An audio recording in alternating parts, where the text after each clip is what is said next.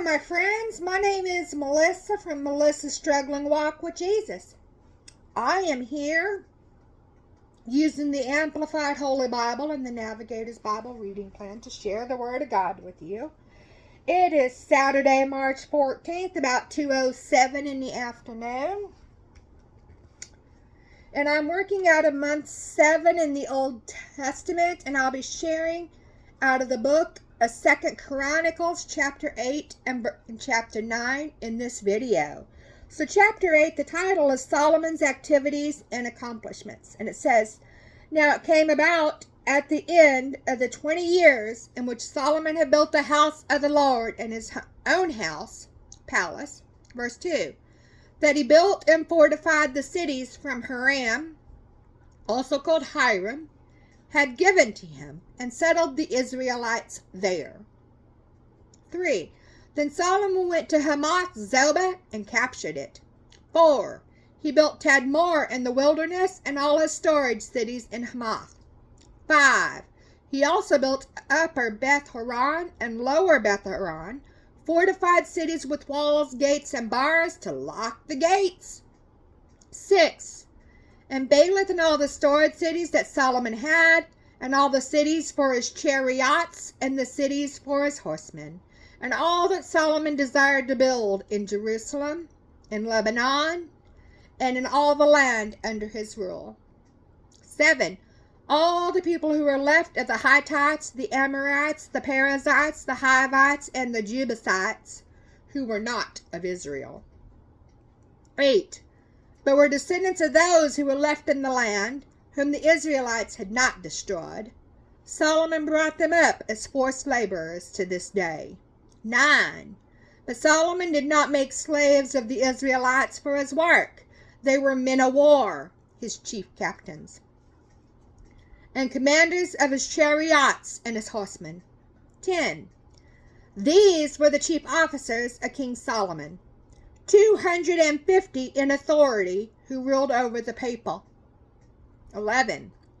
Then Solomon brought the daughter of Pharaoh up from the city of David into the palace he had built for her. For he said, "My wife shall not live in the house of David, king of Israel, because the places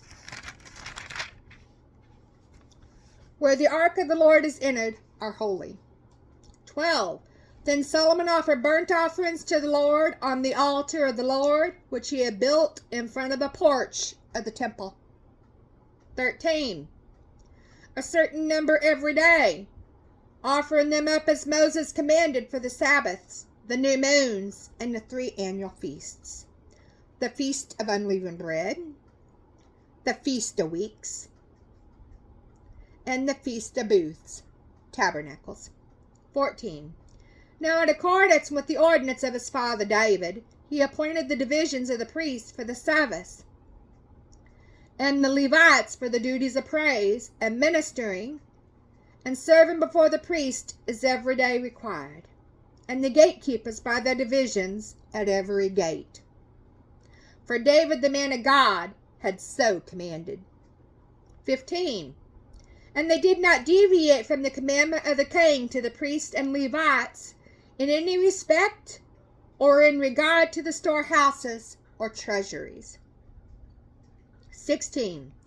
Thus all the work of Solomon was carried out from the day the foundation of the house of the Lord was laid until it was finished. So the house of the Lord was completed. 17. Then Solomon went to Ezion-Geber and to Elath on the shore of the Red Sea in the land of Edom. 18. And Hiram sent him by his servants, ships and servants familiar with the sea. And they went with Solomon's servants to Ophir, and took from there 450 talents of gold, and brought them to King Solomon. We're going to move on to 2 Chronicles chapter 9. The title is Visit of the Queen of Sheba. So when the Queen of Sheba heard of the fame of Solomon, she came to Jerusalem to test Solomon with riddles. She was accompanied by a very large number of attendants, with camels bearing spices, balsam oil, and a large amount of gold and precious stones. And when she came to Solomon, she talked with him about all that was on her mind. 2. Solomon answered all her questions. Nothing was hidden from him which he did not make clear to her. 3. So when the Queen of Sheba saw the depth of Solomon's wisdom, and the house which he had built, 4. And the food of his table, the vast seating order of his officials, the attendants and service of his ministers and their attire, his cupbearers and their attire, and his stairway by which he went up to the house of the Lord, she was breathless. 5. She said to the king, "The report which I heard in my own land regarding your accomplishments and your words and your wisdom are true." 6. But I did not believe the reports until I came and saw it with my own eyes. Behold, the half of the greatness of your wisdom was not told to me. You have surpassed the report that I heard. 7. Blessed and fortunate are your people. How blessed and fortunate are these servants of yours who stand before you continually and hear your wisdom. 8. Blessed be the Lord your God, who delighted in you, setting you on his throne as king for the Lord your God, because your God loved Israel, establishing them forever. Therefore he made you king over them, to do justice and righteousness. 9. Then she gave the king 120 talents of gold, a very large amount of spices, balsam oil, and precious stones. There was no such spice anywhere like that which the Queen of Sheba gave to King Solomon. 10. The servants of Hiram and those of Solomon, who brought gold from Ophir, also brought him almug trees and precious stones. 11. From the almug timber the king made stairways for the house of the Lord and for the king's palace, and lyres and harps for the singers.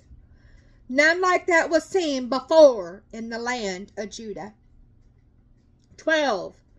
King Solomon gave to the Queen of Sheba all the things she desired, whatever she asked, besides a return for what she had brought to the king. So she returned to her own land with her servants. So 2 Chronicles chapter 9, the title goes into Solomon's wealth and power, starting with verse 13. Now the weight of gold which came to Solomon in 1 year was 666 talents. 14.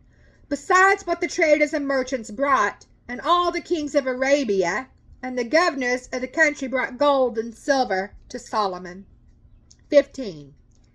King Solomon made 200 large shields of beaten gold, using 600 shekels of beaten gold on each large shield. 16. And he made 300 smaller shields of beaten gold, using 300 shekels of gold on each shield, and the king put them in the house of the forest of Lebanon. 17. Moreover, the king made a great throne of ivory and overlaid it with pure gold. 18. There were 6 steps to the throne, and a golden footstool attached to the throne, and arms on each side of the seat, with 2 lions standing beside the arms. 19. Also, 12 lions were standing there, one on each side of the 6 steps. Nothing like it had ever been made for any other kingdom. 20. All King Solomon's drinking vessels were of gold, and all the vessels of the house of the forest of Lebanon were of pure gold. Silver was not considered valuable in the days of Solomon. 21. For the king's ships went to Tarshish with the servants of Hiram. Once every 3 years the ships of Tarshish came bringing gold and silver, ivory and apes and peacocks. 22. So King Solomon surpassed all the kings of the earth in wealth and wisdom. 23. All the kings of the earth were seeking the presence of Solomon to hear his wisdom which God had put into his heart. 24. Each man brought his gift, articles of silver and gold, garments, weapons, spices, horses and mules, so much year by year. 25. Now Solomon had 4,000 stalls for horses and chariots, and 12,000 horsemen, and he stationed them in the chariot cities or with the king at Jerusalem. Check out Deuteronomy chapter 17, verses 16 and 17. 26. He ruled over all the kings from the Euphrates River to the land of the Philistines and as far as the border of Egypt. 27. The king made silver in Jerusalem as common as stones, and cedar wood as plentiful as the sycamore fig trees that are in the lowland. 28. And they were importing horses for Solomon from Egypt and from all the other countries. 29. Excuse me. Now the rest of the acts of Solomon, from the first to the last, are they not written in the records of Nathan the prophet, and in the prophecy of Ahijah the Shilonite, and in the visions of Iddo the seer concerning Jeroboam the son of Nebat? 30. Solomon reigned 40 years in Jerusalem over all Israel. So 2 Chronicles chapter 9 verse 31 is the death of Solomon. And it says, And Solomon slept with his fathers in death. He was buried in the city of his father David. Rehoboam, his son, reigned in his place.